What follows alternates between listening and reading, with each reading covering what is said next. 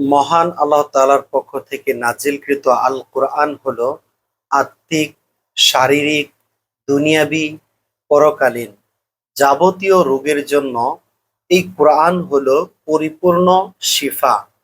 আপনি যদি অসুস্থ অনুভব করেন তাহলে কোরআনের কাছে আসুন। মানসিকভাবে আপনি অসুস্থ, কোরআনের কাছে আসুন। আপনি হতাশাগ্রস্ত, কোরআনের কাছে আসুন। আপনি দুশ্চিন্তাগ্রস্ত, কোরআনের কাছে আসুন।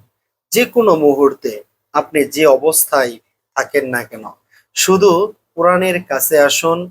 আর একটু সময় বুঝে বুঝে অন্তত একটি অথবা দুইটি আয়াত আপনি তেলাওয়াত করুন মন থেকে।